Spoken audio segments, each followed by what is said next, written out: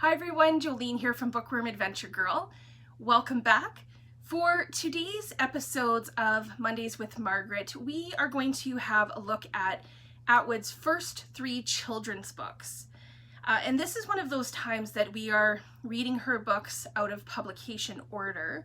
We are in 1980 on our reading schedule, and that's when Anna's Pet was published, but we are going to go back a couple of years to read Atwood's first children's book, which is called Up in the Tree, and this was published in 1978. And then we are going to jump forward to 1990 when For the Birds was originally published. And like all of Atwood's books that we've read so far, it's interesting to see how the books change over time. And like her other books, this is true from the publishing aspects of it to the writing. So if you've been following the series, you won't be surprised that the theme of nature and the environment and our connection to nature is the biggest theme in all 3 of these books. So we're going to get started with Up in the Tree.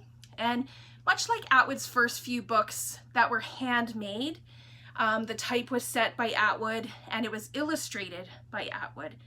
And publishing children's books was very expensive in 1978, and Atwood has written a blurb about this at the beginning of the book that I'm going to read to you. It says, "I drew this book in the very early days of children's book publishing in Canada. We could use only 2 colors, as 3 would have been too expensive to print, hence the blue, the red, and the odd brown that is a combination of the 2. I hand-lettered the entire book for the same reason, to save on costs. I had a background in poster design and printing. In my university days in the late 50s, I'd had a little serigraph poster business that I ran on the ping pong table, so I knew how to do the lettering. The drawings were black and white pen and ink. I then indicated to the publisher which of the 2 colors should go where. The techniques were primitive. There were no computers then, and the results look a little primitive as well, but I remain very fond of this book for sentimental reasons." And Atwood wrote that little blurb in 2005. And you can see the different colors, the 3 colors that she talks about on the cover, and they are throughout the entire book. So I'm actually going to take the time to read Up in the Tree to you. The book is dedicated to Atwood's daughter, who would have been 2 years old at the time, and then we will have a look at the other 2 books and maybe compare how they are similar and different than this one. For Jess. We live in a tree, way up in a tree. It's fun in the sun and a pain in the rain, but we both have umbrellas way up in the tree. We like our old tree, our home in the tree. We swing in the spring and we crawl in the fall, and we dance on the branches way up in the tree. We like it up here, there's nothing to fear, but it sometimes gets windy way up in the tree. When it blows, don't fall off, don't wriggle or cough. Hold tight to the branches way up in the tree. What's this we see? Oh my, oh me. Someone's taken the ladder away from the tree. How will we get down? Down, down to the ground. Are we stuck here forever way up in the tree? Oh no, there's nowhere to go. There's no one to talk to and nothing to see. And there's no more hot water up here in our tree. Oh moan, oh groan, there's no telephone. We've run out of pancakes, we've run out of tea. We'll have to eat leaves up here in our tree. How will we get down? Down, down to the ground. Are we stuck here forever in this horrible tree? There's a friend in the tree. We are free, we are free. We don't need a ladder with a friend in the tree. Now we're down on the ground, safe and sound, safe and sound. And we want to climb back to our home in the tree. So with tables and chairs, we work hard making stairs. So we won't need a ladder to live in our tree. The end. What I love about this book is that even though it's simple in many ways, there's only the 3 colors, it's still interesting to look at, and we don't have the entire story. Who are these characters and why are they living in a tree? But that doesn't matter. I love that there's a problem. They lose their ladder, but they work with nature in order to solve the problem and to continue living in harmony with nature.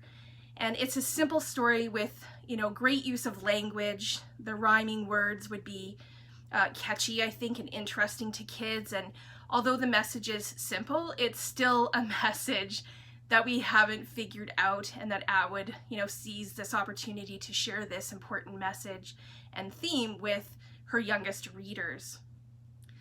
So 2 years later, Margaret Atwood partnered with Joyce Barkhouse to write Anna's Pet. So in this book, the illustrations are by Anne Blades, and we see that either the publishing is a bit more advanced or there's more money to publish children's books, or maybe both.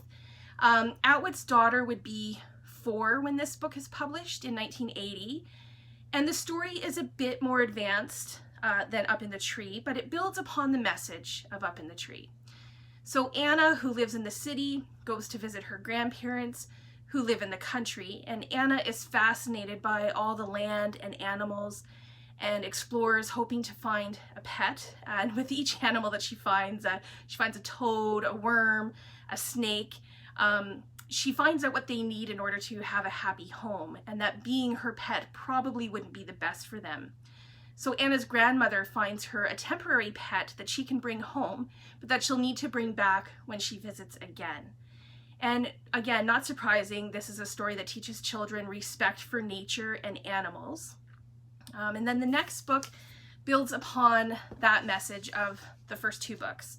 So For the Birds was published in 1995, and it's illustrated by John Bianchi. And at this time, Atwood's daughter would be too old for this book, but I love that Atwood sees the importance of writing for children still. This is a chapter book with 8 short chapters. It's also about nature and the relationship humans have to nature. For the Birds has a bit of an animals in the country vibe to it. The main character is a young girl by the name of Samantha, and she tosses a stone that hits a bird. She then becomes a bird to understand the lives of birds and the dangers that they need to be aware of in order to survive. So this book also had side notes and information boxes about different aspects of the story, and these are written by Shelley Tanaka. So for example, when the story talks about crows, there is an information box about crows. When it talks about bird baths, there was actually information on how to make a bird bath for your backyard. And when it talks about migration, there's information about migrating. So there's information throughout the whole book. And you can see that this book is much more advanced in its story and in the information that it has, and then in its publication than the first 2. And it wasn't until I was preparing for this series that I knew that Atwood had even written children's stories. And in a few months, we will be looking at a few other Atwood children's stories. So I'm looking forward to that and seeing what they are like. The reading schedule for this series until the end of May is in the description box below, and you will notice that we go back to a novel next week. Please let me know what you thought of these 3 children's stories. If you're a parent, what do you look for in the books for your own children? And do you have a favorite children's book, or does your child have a favorite children's book? I look forward to chatting with you in the comments. Thanks again for watching. I hope you enjoy the rest of your day, and don't forget to make every day an adventure.